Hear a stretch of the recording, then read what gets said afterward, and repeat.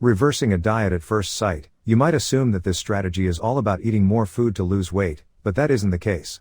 Instead, it's about learning how to reintroduce calories into your life after a restrictive diet. Let's imagine you lost weight by consuming fewer calories for a period of time as opposed to immediately resuming your previous eating patterns.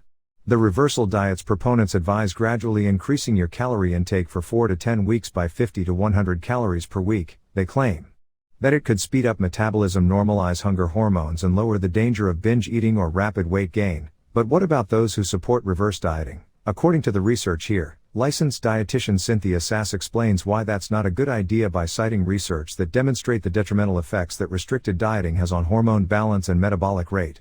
Studies about the effects of dieting on metabolism, such as how it can slow down metabolism, are linked to the reverse dieting ideology. The theory is that if you gradually add calories back into your diet, maybe you won't have such a negative impact on your metabolism or hormone levels, but that's not really the same thing. A true study on reverse dieting would involve putting two groups of people on a diet, applying the reverse bind reverse sighting principles to one group after the diet, and not the other, and observing any changes in terms of the rethyroid function. And the theories that are used to support it actually don't quite make sense because the whole point would be not going on a strict diet in the first place. If you're really looking to not negatively impact hormones or slow down your metabolic rate, you really don't want to go on a strict diet to begin with, and as a result, you wouldn't even need reverse sighting after going on a strict diet. And that includes things like promoting the health of your digestive system and promoting your immune system. Eating a very small number of calories per day is not a good idea for your health and wellness, and it really isn't a good way to lose weight and keep the weight off for good.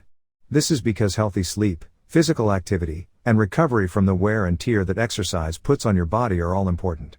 What we do know about rigorous diets is that they often don't last very long since people can't usually sustain them. Reverse dieting is unnecessary because strict or low-calorie diets should be avoided to begin with. While some people may lose weight with a restrictive diet, it can also cause a variety of negative side effects, both physical and mental. These include nutrient deficiencies. Therefore, whatever you do to lose weight, if you can't keep doing it, most likely you're going to gain all that weight back or even more after you stop the strict diet. Tiredness, fatigue, irritation, moodiness, sadness, and compulsive thoughts about food and weight, oh my, not to add how tedious calorie counting may be. And difficult for many individuals. How do you lose weight without strict dieting? Here's what Cynthia Sass suggests. Strict dieting is definitely not the only way to lose weight, and it's not the recommended way to lose weight either. So with my private practice clients, I like to focus on meal quality as number one, meal balance and timing, as well as tuning into issues. Research has shown that substituting whole foods for processed ones can increase calorie burning in the hours after meals. So for example, if you replace a sugary cereal or some kind of pastry for breakfast with something like oatmeal, you'll burn more calories throughout the rest of the day. This proves that there are really methods of changing your eating habits that result in weight loss that don't involve counting calories, having to cut out huge food groups, or being extremely strict with your intake. Without having to track calories or adhere to strict calorie limits, and calorie burning. Additionally, when people who struggle with emotional eating begin to use other coping mechanisms to deal with their feelings other than food, their calorie intakes automatically decrease. As a result, they may end up losing weight by addressing emotional eating once more without having to switch to diet. In conclusion, sticking to a strict diet with ongoing calorie monitoring via reverse dieting, especially with such small increases that require precise tracking, adds to the risk of developing diabetes. There is also no proof that reverse dieting aids in weight loss maintenance.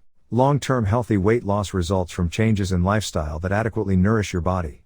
Any method you use to lose weight shouldn't necessitate a diet after the diet. It should also improve, not degrade, your overall wellness.